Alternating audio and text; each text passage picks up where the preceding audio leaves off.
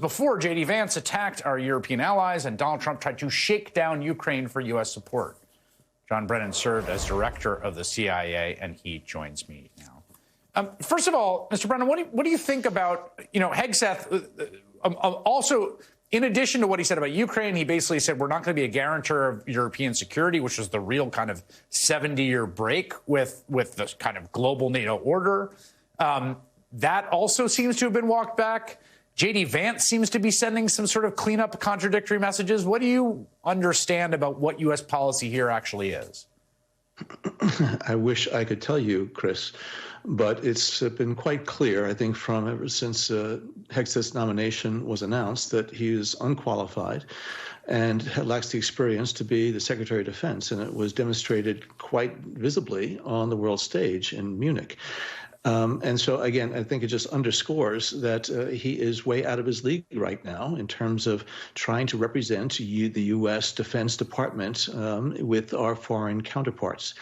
But even more fundamentally, I think what we're seeing now with all of these different statements and conflicting statements, that there's a real lack of coordination within the Trump administration on these very important policies. Previously, in previous administrations, for something like the Munich Security Conference, you would have a lot of pre-event meetings, discussions, and coordination about what the policy statements are going to be. That doesn't seem to have happened here. And so therefore, I think it really is leaving a lot of our allies and partners scratching their heads about what really is the U.S. policy. And it seems to be very ad hoc, that they're making it up as they go along, and they have to reverse course and change tack or whatever. So again, it's been an embarrassment, I think, the past couple of days in terms of what U.S. officials have been doing in Munich and beyond. One thing that does seem clear, there's a few things that seem clear. One is Trump is going to have some sort of negotiation with Putin that Zelensky may or may not be involved in, or the degree to which he's involved is as yet to be determined. Maybe it's going to happen in Saudi Arabia, of all places.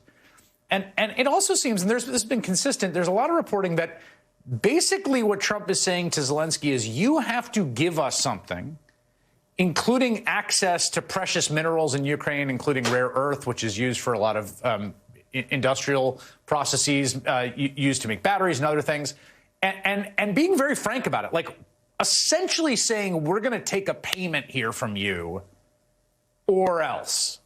What do you think of that? Well, I think it just demonstrates that the Trump administration is going to use whatever tool it can to intimidate, to threaten others.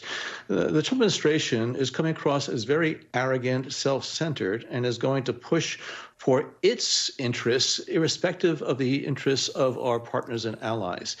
And that's why I think there's just, real question marks about what is it that is going to come out of this if we're going to be shaking down the Ukrainian government. The fact that the Treasury Secretary of the United States appears in Zelensky's office with a draft contract basically giving the United States 50% of the rare earth minerals in Ukraine. It demonstrates, I think, the lack of sophistication and their ignorance about what the geopolitical realities are there.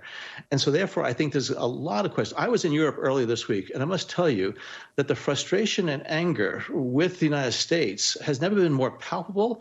It's off the scale because they really just see that there's been such a reverse, a 180 reverse of what the United States has stood for, especially in terms of European security, that this Trump administration has a much different attitude and approach that really is quite off-putting to them.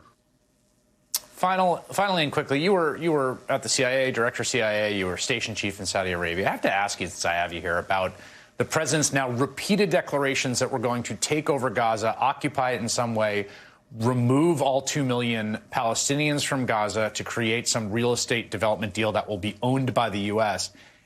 And what that does to American security and counterterrorism and intelligence in the region. Well, that very statement, I think, is exceptionally dangerous because basically we're telling 2 million Palestinians, we're not only going to ignore your right to self-determination, we're going to kick you out of your homeland that you've been in for many, many generations. And so, therefore, I think it really is quite dangerous. There was a writer who wrote about this who referred to this as just sheer lunacy. It is sheer lunacy. It doesn't grasp the underlying concerns and issues that really have been the source of this problem for so many years. And so, the fact, the thought that the United States is just going to take over Gaza, push out all Palestinians, and turn it into a Riviera on the Mediterranean is just totally absurd. But again, I think it is very dangerous because it is engendering now a real feeling of animosity among a lot of individuals who are there toward the United States that is not going to go away. John Brennan, thank you for your time tonight, sir. Appreciate it.